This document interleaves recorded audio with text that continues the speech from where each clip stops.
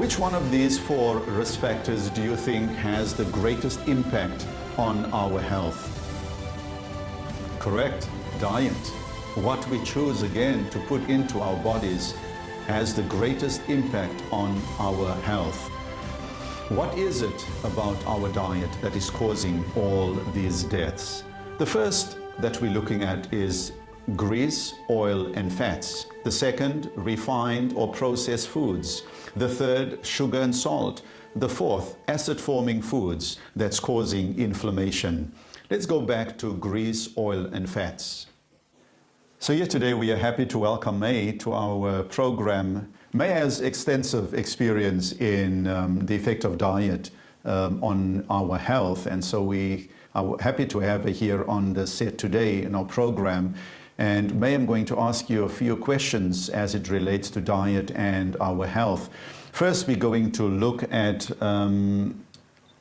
grease, fat, and oil. Scientific literature seems to be consistent in trying to tell us that there is a problem with fat and oil in our diet these days. What is the real issue about fat and oils in our diet? Well, as you have mentioned, it is definitely a risk factor in the diet. Unfortunately, a lot of the foods that we prepare need to be prepared with some kind of oils. So unless we're using healthier oils, these oils can be very dangerous, or some of the more refined oils can be very dangerous for the body. So tell us quickly, what are the good oils, what are the not so good oils, the good, the bad, and the ugly? Okay, well, most people cook with ordinary vegetable oil, sunflower oil, but these are highly refined. You'll see sometimes it's written triple refined, and these oils are can be very dangerous for the body. Also the butters and the cheeses and all the high-fat foods basically have a lot of fat that goes into the body, into the bloodstream. The healthier fats would be, well, if you're talking about fats to cook with. Yes, the oils to cook with. Your coconut oil, your grapeseed oil. For your salad dressings, you could use olive oil, but olive oil is not good heated. Better if it's used cold. So these are your better oils. Just pause right there. You mentioned coconut oil and grapeseed oil. These, especially grapeseed oil, is a very expensive oil. Affordability, tell us, how are we going to manage? Yes, we all need to move away from the fat, the grease, and the oil. It's not good for our health. It's not good for the heart. It's not good for the arteries.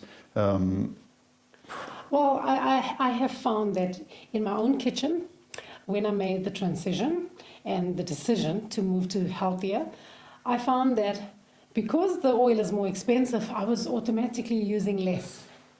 So, because I want my bottle to last a whole month, I just use less, and it's healthy because even these healthier cooking oils, it's still better to use as little as possible.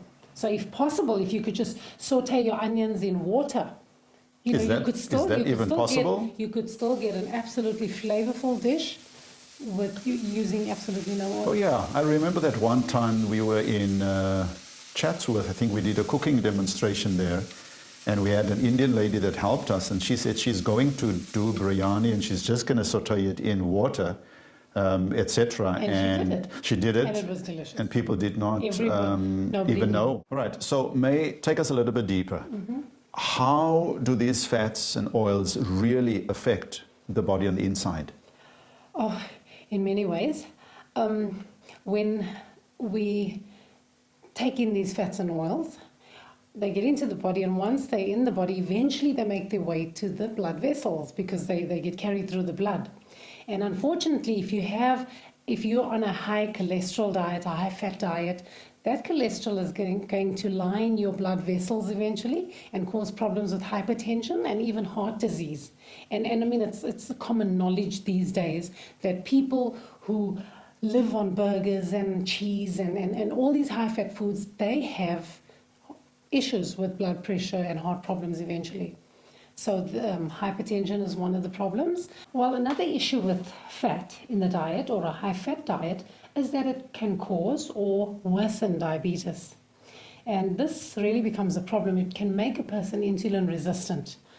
What is insulin? Insulin is a hormone that is released into the blood when foods are digested by the body. So when you take in your food and the food is digested, the body senses that there's sugar in the bloodstream because sugar is needed for energy. The sugar needs to be transported to the cells so that a person can have energy. But for the sugar to get into the cells or the glucose to get into the cells, we need insulin. So insulin is released from the pancreas, goes into the blood, and it is transported together with the glucose to the cell.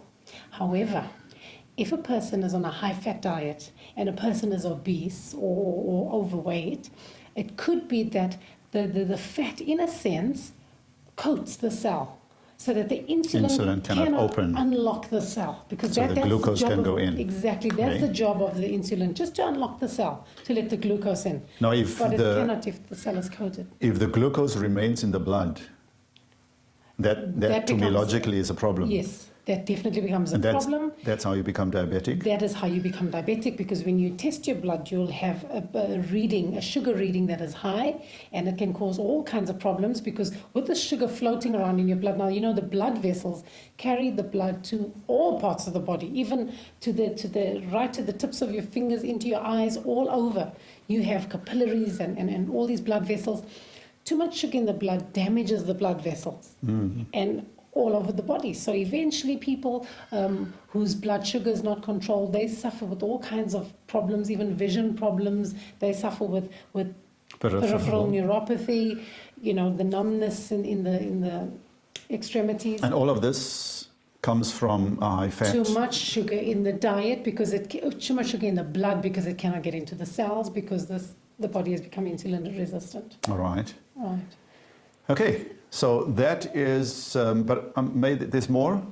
The issue with oil and fats in the diet? Well, absolutely. Like we said, it contributes to hypertension. It can worsen it. It can lead to cardiovascular problems, diabetes, and also it just makes one overweight. All right. A high-fat diet will put lots of fat on the body, and it's very unhealthy because this fat, eventually it can get around your organs. They call it visceral fat. So especially around the waistline. And that's unhealthy fat. Yes, absolutely, and it's very harmful.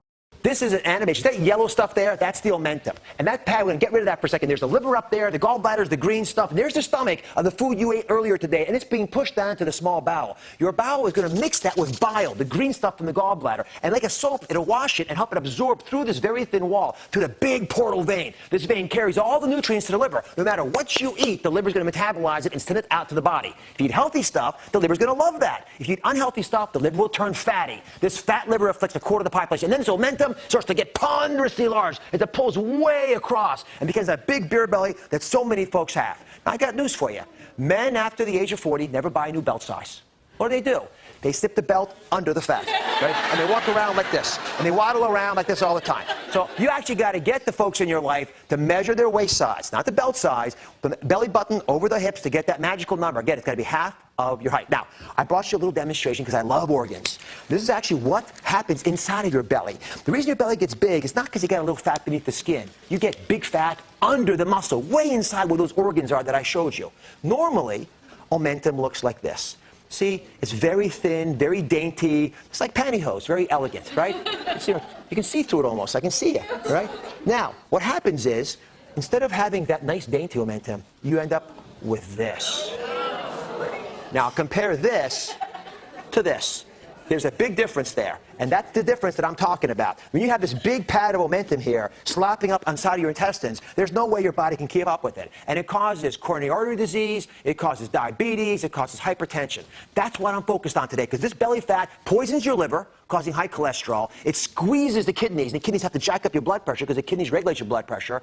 And it also poisons the ability of insulin to work. And without that, you get diabetes. That's why I'm always telling you to know your 5. What are the key 5 numbers? You got to know your weight, your waist size, your blood pressure, your cholesterol, and your fasting blood sugar. All of those are interrelated to your weight. And the best way to change these numbers, therefore, is to lose that weight. Even a small loss can make a huge difference. That's why we talk about Just 10. These bracelets, the Just 10 bracelets are all about losing just 10 pounds, which we know for a 200-pound woman or less will reduce heart disease, diabetes, and arthritis by a half. Big numbers, big benefits from just 10 pounds. At the end of the day, let me tell you something. We all make mistakes. all I want you to be able to do is make a U-turn. You know, when you're driving along, you make a mistake on the road, what does the GPS tell you? It says, at the next authorized moment, make a U-turn. Not a big deal. Get back on track quickly. Stop beating yourself up about it. And remember that smart dieting is a marathon.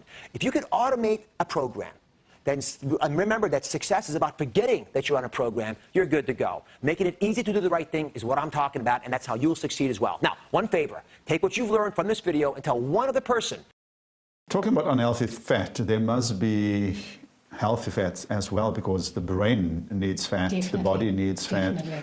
So tell us about Yes. how do we then get fat? If you're saying that we should try and either eliminate, especially the processed oils, try and minimize or eliminate fats out of the diet. You mentioned earlier on there's some healthier oils like coconut oil and grapeseed oil. But there must be some even healthier and more natural oils that is Absolutely. hidden somewhere in our foods. Well, nature has them all. You get foods like avocados. Those are high in oil, high in fat, but those are healthy fats. Because in the avocado, you also have fiber, you also have water. It's packaged together perfectly to nourish the body, to strengthen the body, and to give the body the oils that it needs. You also have seeds. So, for example, your linseed, that has very good omega-3 oils, good for the brain, good for the joints and the bones. You know, these oils are very, very good for our body, very essential. Yeah, and much preferred over these refined Right. oils. There's also nuts. Nuts, all right. You have almonds, cashews, there are all kinds of nuts out there. Walnuts, very good. So for the these brain. are the natural, healthy oils that the body needs to function, the brain needs it, and these are healthy ones. And the key there is they're in their natural state, they're surrounded with fiber, so there's no refined process fats that go and sit around the blood vessels. Yeah. So there we have it. The reason why fats, grease, and oils is a big issue today in our diet is because it is so processed, it is so refined, and all of this is what does so much damage, especially to our blood vessels. And as a result of this, we develop issues like cardiovascular diseases, hypertension, diabetes, strokes, all because of the fat, the grease, and the oil in our diet. There are healthier ways, so please do some research and make sure that we can minimize and even eliminate the unhealthy oils, especially those lower cost oils. When we use them, let's try and use them to the minimum. And if we are able to get to the healthier oils like the coconut oil and the grapeseed oil, even that we will use naturally less because it is so costly. A second problem within our diet today